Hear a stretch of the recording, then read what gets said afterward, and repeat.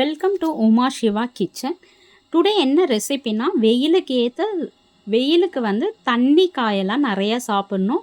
So அதனால் நம்ம இன்றைக்கி வந்துட்டு சொரக்காய் பொரியல் தான் நம்ம பார்க்க போகிறோம். சொரக்காய் தொக்கு கூட சொல்லலாம். வாங்க வீடியோக்குள்ளே போகலாம். ஒரு கடாய் எடுத்துக்கோங்க. கடாய் காஞ்சதும் ஆயில் வந்துட்டு ஒரு 2-3 ஸ்பூன் ஊற்றிக்கோங்க. கொஞ்சம் ஆயில் வந்துட்டு நம்ம நல்லா கிரேவியாக வர்றதுக்கு கொஞ்சம் ஆயில் போட்டால் தான் நல்லாயிருக்கும்.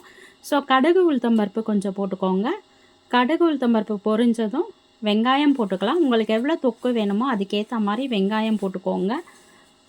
வெங்காயம் வந்து நல்லா வதங்கட்டும். ஸோ கொஞ்சம் கண்ணாடி பதம் வந்தால் போதும். வெங்காயம் ரொம்ப ப்ரௌனாக வரணுன்ட்டு அவசியம் இல்லை. ஸோ நல்லா வதக்கி கொடுத்துக்கோங்க. தக்காளி வந்து நான் வெங்காயம் 2 மீடியம் சைஸ் வெங்காயம் நான் எடுத்திருக்கேன். தக்காளி வந்துட்டு ஒரு 3 தக்காளி எடுத்திருக்கேன் மீடியம் சைஸு. ஸோ எல்லாம் போட்டு நல்லா வதக்கி கொடுத்துக்கோங்க.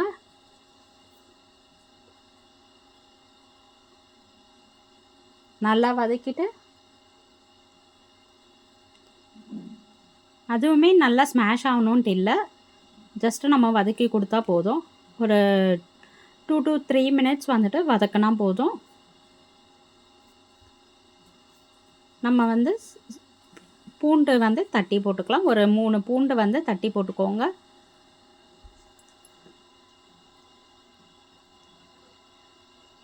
சொரக்காய் பாருங்கள், இதை மாதிரி வந்துட்டு நான் மிடில் இருக்க பார்ட்டெல்லாம் எடுத்து போட்டுட்டு மீதி இருக்கிறத நம்ம இதை மாதிரி அரிஞ்சிடலாம். கட் பண்ணி போட்டுக்கலாம்.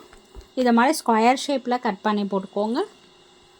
குட்டி குட்டியாக, ரொம்ப குட்டி குட்டியாக பண்ணிடாதீங்க, ஸ்மாஷ் ஆகிடும். மிளகாத்தூள் போட்டுக்கோங்க. நம்மளுக்கு காரத்துக்கு ஏற்ற மாதிரி மிளகாத்தூள் போட்டுக்கோங்க. நான் வந்துட்டு 1 ஸ்பூன் மிளகாத்தூள் போட்டிருக்கேன். கொஞ்சம் மஞ்சத்தூள் போட்டுக்கலாம்.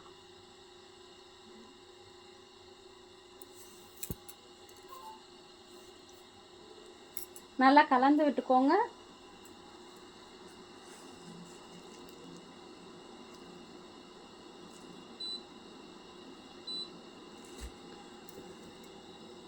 பாருங்கள், எல்லா சைடும் வந்துட்டு நம்ம மிளகாத்தூள், மஞ்சத்தூள், உப்பு எல்லாமே வந்துட்டு போட்டு கலந்து விட்டுக்கோங்க.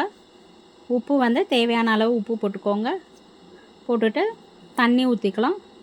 தண்ணி வந்துட்டு நிறைய ஊற்றிடாதீங்க, ஏன்னாக்கா அது வந்து ஆல்ரெடி வந்துட்டு தண்ணி இருக்கிற காய் தான்.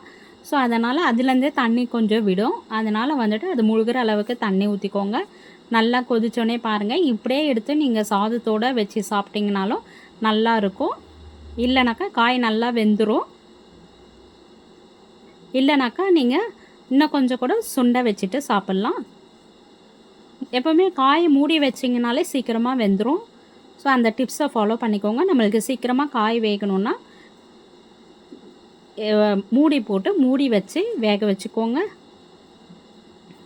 எல்லாத்தையும் நல்லா பாருங்கள், தண்ணி வந்து நல்லா அந்த தண்ணியெல்லாம் ஏறுற அளவுக்கு வச்சுக்கோங்க. உங்களுக்கு அப்படியே வச்சு சாப்பிட்டாலும் சாதத்தோடு சப்பாத்தியோடு வச்சு சாப்பிட்டிங்கன்னா அல்டிமேட்டாக இருக்கும் டேஸ்ட்டு. கருவேப்பிலை போட்டுட்டு நம்ம வந்துட்டு இறக்கிடலாம். அவ்வளோதாங்க, நம்மளுடைய டிஷ்ஷு ரெடி ஆயிடுச்சு. இந்த வீடியோ பிடிச்சதுன்னா லைக் பண்ணுங்கள், ஷேர் பண்ணுங்கள், சப்ஸ்கிரைப் பண்ணுங்கள்.